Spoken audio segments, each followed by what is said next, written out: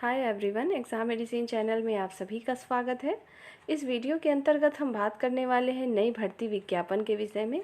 Eklavya model residential school में जो विज्ञापन जारी हुए हैं, आप सबको इसके बारे में जानकारी हो चुकी होगी क्योंकि ये विज्ञापन बहुत पहले ही आ चुका है। और हम इसके में देखेंगे इसकी लास्ट डेट को, सिलेबस को देखेंगे, पोस्ट कितनी है उसको देखेंगे और आपको कौन से फॉर्म भरने चाहिए नॉन टीचिंग पोस्ट को लेकर भी और टीचिंग पोस्ट के लिए भी। तो उसको हम सब कुछ देखेंगे इसमें और एक ही वीडियो में पूरी जानकारी देने की कोशिश रहेगी। यदि इसके बाद भी आपकी कोई क्वेरी होगी तो आप कमेंट सेक्शन में पूछ सकते हैं। और इसका सिलेबस भी हम डिस्कस करेंगे कि इसके सिलेबस में क्या चीज़ें आपको पढ़नी है ताकि आप एग्ज़ाम को क्लियर कर सकें। जितने लोग भी टाइपिंग करते हैं हिंदी या इंग्लिश, सभी लोगों के लिए बेस्ट जॉब है। आइए हम देखते हैं इसमें मेन चीज़ों को। तो ये इसका नोटिफिकेशन है। आप सभी लोगों को उनके पास अगर नहीं होगा, टेलीग्राम डिस्क्रिप्शन में है, वहाँ पर इसके जो है लिंक को और ये पीडीएफ सेंड कर दी जा रही है, आप वहाँ पे देख लेंगे। सबसे पहले हम इसमें बात करने वाले हैं कुल सीटों को लेकर कि क्या है। उससे पहले ये जान लीजिए लास्ट डेट क्या है फॉर्म की। तो लास्ट डेट है 31 जुलाई, इसकी लास्ट डेट दे रखा है, ठीक है। और ये सेंट्रल गवर्नमेंट की जॉब है। पहले ध्यान रखेंगे कि ये जॉब जो आपको है सेंट्रल गवर्नमेंट की। यहाँ पे आप देखिए जो 31 जुलाई है ये आपको लास्ट डेट है फॉर्म फिल करने की। तो जितने लोग भी इसको भरना चाहें तो भर लेंगे। दूसरी बात इसमें ये है, अब हम फ़ी की बात कर लें तो अगर कोई प्रिंसिपल के पद के लिए अप्लाई करेंगे तो उनकी 2000 रुपये फ़ीस है। पीजीटी के लिए है 1500 रुपये और नॉन टीचिंग स्टाफ इसमें है आपकी 1000 फीस। तो हम प्रिंसिपल और जो पीजीटी है टीचिंग की पोस्ट है और इसमें हम देखें तो कुछ स्पेशल क्वालिफ़िकेशन ही मांगा है। पीजीटी के लिए पोस्ट ग्रेजुएट आप होने चाहिए प्लस बीएड होना चाहिए, तभी आप फॉर्म को भर सकते हैं। हम यहाँ पे बात करने वाले नॉन टीचिंग स्टाफ को लेकर, क्योंकि इससे काफ़ी कैंडिडेट जुड़े हुए हैं जो कि क्लर्कियल लेवल की, ग्रुप सी लेवल की तैयारी करते हैं। और जितने लोग यूनिवर्सिटी के फॉर्म में फिल करते हैं क्लर्क लेवल के लिए, उनके लिए बहुत ही बेहतर मौका है। तो आइए हम देखते हैं और बात कर लें फ़ी की। छूट किसको किसको मिलेगी तो ये जान लीजिए, गर्ल्स को कोई भी छूट नहीं है। सिर्फ इसमें एससी एसटी कैंडिडेट को छूट दी गई है। और भी यहाँ पर देखिए, यहाँ लिखा हुआ है पीडब्ल्यूडी कैंडिडेट और एससी एसटी को कोई भी फ़ी नहीं देनी है, उनको पूरी छूट है। और बाकी किसी भी आप कैटेगरी से आते हो, गर्ल के लिए भी 1000 रुपये फ़ीस देनी है। तो ये तो रही इसके फ़ीस की जानकारी और लास्ट डेट की जानकारी। और पोस्ट कौन कौन सी मैंने बता ही दिया है कि नॉन टीचिंग पोस्ट के लिए क्या है, टीचिंग के लिए क्या है। अब हम यहाँ पे सीट की बात करते हैं। देखिए, प्रिंसिपल के लिए 303 सीटें हैं। पीजीटी के लिए कितनी है, 2266 पद हैं। अकाउंटेंट के लिए देखिए 361। जेएसए के लिए, जिसको जूनियर सेक्रेटरियल असिस्टेंट कहते हैं, जैसा कि आपका केवीएस में आया था, तो इसमें 760 मान के चलिए 59 है। और लैब अटेंडेंट में आपका 337 है। टोटल 4062 पोस्ट हैं। तो हम नॉन टीचिंग पोस्ट की बात कर लें तो सबसे ज़्यादा वैकेंसी देखने को मिल रही है जेएसए में। और जेएसए में देखें तो इसकी क्वालिफिकेशन भी दिया हुआ है, आपका इंटरमीडिएट होना चाहिए, ठीक है, 10+2 के लिए है। और जो आपका लैब अटेंडेंट है ये आपका हाई स्कूल अगर आपने किया है, साइंस स्ट्रीम होना चाहिए, इसकी कंडीशन है, तो आप फॉर्म को भर सकते हैं। तो ये रही इसकी क्वालिफिकेशन की बात। कैटेगरी वाइज सीटों को यहाँ डिवाइड किया गया है। और ये जो आप देख रहे हैं पीजीटी के लिए सब्जेक्ट वाइज कि कौन कौन से लोग पीजीटी का फॉर्म भर सकते हैं।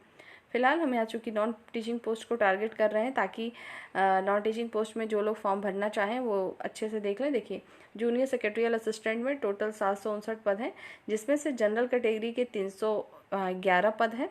वहीं पर ओबीसी के हैं 204 पद और एससी के 113, एसटी के हैं 56 और यहाँ पर देख सकते हैं ईडब्ल्यूएस के कितने हैं, 75 हैं।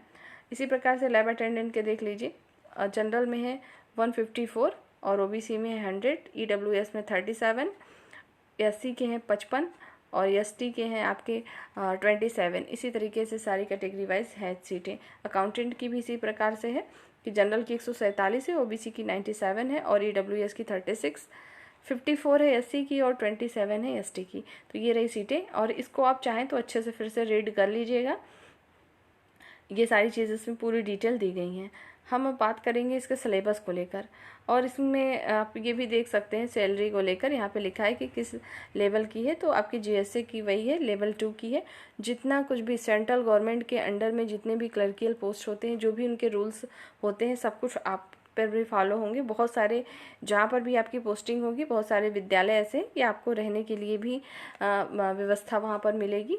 क्योंकि ये सब जो है, और ये एक बात और बता दूं कि इसकी ज्वाइनिंग की बात अगर आप जानना चाहें तो ज्वाइनिंग जो है इसकी आपको इंडिया में कहीं पर भी मिल सकती है, जहाँ जिस स्टेट में जैसी पोस्ट खाली होगी वहाँ, क्योंकि इन्होंने ये नहीं मेंशन किया है कि किस स्कूल में कितनी सीटें हैं।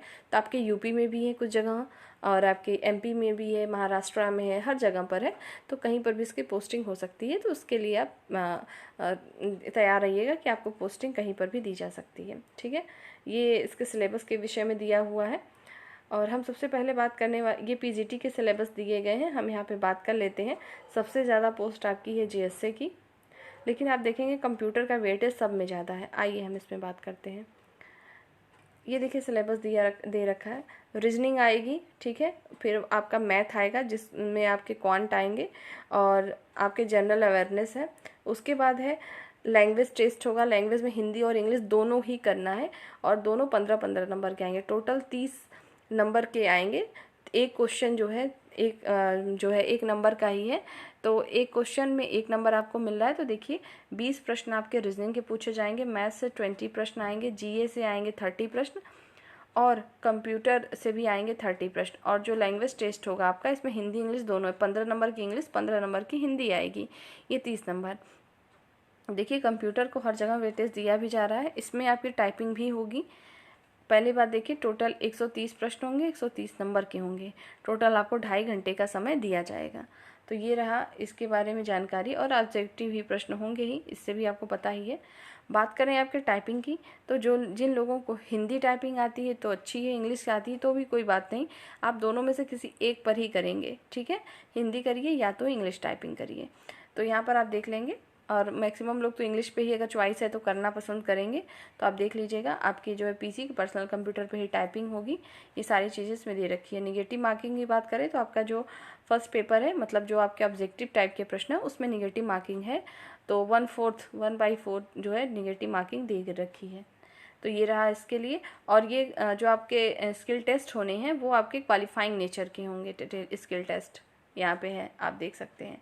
इसके भी सिलेबस में क्या क्या डिफाइन है उसको भी हम देखेंगे। लैब अटेंडेंट की यहीं पर बात कर लें तो इन लैब अटेंडेंट में 120 प्रश्न आएंगे, 120 नंबर के आएंगे। इसमें रीजनिंग आएगी, जनरल अवेयरनेस आएगा। इसमें भी आपके लैंग्वेज टेस्ट होंगे हिंदी और इंग्लिश के। इसमें एक चीज़ अलग है जो कि ये सब्जेक्ट स्पेशल आएंगे। तो यहाँ पे आप देख सकते हैं कि इनको जो है 60 नंबर के जो हैं स्पेशली, जैसे लैब अटेंडेंट से लिखी हुई चीज़ें आएंगी। लैब अटेंडेंट में ध्यान रखेंगे, साइंस स्ट्रीम मांगा है तो आपको लैब अटेंडेंट के लिए फिजिक्स, केमिस्ट्री और बायो 3 चीज़ों को ज़्यादा फोकस करना होगा। ये पढ़ना होगा आपको। 60 प्रश्न वहाँ से देखने को मिलेंगे। ये 10+2 रहेगा इसका माध्यम, इसको आप भर सकते हैं। साइंस स्ट्रीम होगा तो फिल कर सकते हैं फॉर्म को। ये रहा। और सभी के लिए देखिए यहाँ पे दिया है नेगेटिव मार्किंग के लिए। बाकी आप ये चीज़ों को और डिटेल में पढ़िएगा, आपको और चीज़ें समझ में आ जाएंगी। हम इसके सिलेबस को देख लेते हैं और क्या दिया है सिलेबस में। इसका सिलेबस अलग से जारी हुआ है, उसको भी मैं आपको स्क्रीन पर दिखा दे रही हूँ। उस चीज़ों को देख लीजिए। आप स्क्रीन पर देख पा रहे होंगे, ये इसका सिलेबस है जो कि दिया गया है। ये नॉन टीचिंग पोस्ट के लिए, अकाउंटेंट के लिए देख लीजिए। ये सारे सिलेबस हैं, जो उनके सिलेबस हैं यहाँ पे एक्सप्लेन किया है, पूरा डिस्क्राइब है। देखिए यहाँ पे हम बात कर रहे थे जूनियर सेक्रेटरियल असिस्टेंट के लिए। देखेंगे तो देखिए रीजनिंग आएगी। रीजनिंग में वही सारी चीज़ें आपकी आ जाएंगी। ब्लड रिलेशन आ जाएगा, स्क्वायर आ जाएगा, सीरीज़ वाले प्रश्न आएंगे, डायरेक्शन आएगा, पजल से प्रश्न आएंगे, सिटिंग अरेंजमेंट आएगा। ठीक है, और यही सारी चीज़ें हैं। और उसी प्रकार से इसमें देखेंगे मैथ्स की बात करें तो रेशियो आएंगे, आपके टाइम एंड वर्क आएंगे, प्रॉफिट लॉस आएंगे। ठीक है, एज और number system, decimal, fraction, time and distance, HCF और एलसीएम, परसेंटेज, सिंपल और सिंप्लीफिकेशन आएगा, एवरेज आएगा, simple interest and compound interest. ठीक है, और एलिगेशन से क्वेश्चन आएंगे। इससे सारे प्रश्न आपको देखने को मिलेंगे। उसके बाद जनरल अवेयरनेस में आप देखेंगे जनरल नॉलेज एंड, देखिए इसमें लिखा है साफ साफ कि करंट अफेयर विथ स्पेशल, ठीक है, emphasise in the field of education. तो आपको करंट अफेयर उस पर फोकस करना है जो कि एजुकेशन फील्ड से रिलेटेड है। ठीक है, उस पर ही आपको थोड़ा सा ज़्यादा, करंट अफेयर तो हर जगह से आएंगे लेकिन एजुकेशन के क्षेत्र में जो भी करंट अफेयर जुड़े होंगे उन्हें आपको पढ़ लेना है। कितना पढ़ना है तो देखिए एग्ज़ाम तो अभी क्लियर नहीं है, कब तक होगा मान के चल सकते हैं आपका 2-3 महीने बाद ही एग्ज़ाम होगा। तो 2-3 महीने के बाद अगर होना है तो मान के चलिए मैक्सिमम 1 ईयर का लगभग करंट अफेयर आपको टच में रखना है कि जितनी भी योजनाएं शिक्षा से संबंधित जुड़ी हों, चाहे वो किसी राज्य की हों या इंटरनेशनल लेवल की हो, कुछ भी हो, आपको सारी चीज़ें पढ़ लेनी है, क्योंकि सेंट्रल की वैकेंसी तो हर जगह से प्रश्न पूछेगा। ठीक, तो ये चीज़ें हैं आपकी। और जनरल हिंदी देखिए, इंग्लिश में भी वही जनरल चीज़ें जो आप पढ़ते हैं सब वही वोकैब से रिलेटेड चीज़ें हैं।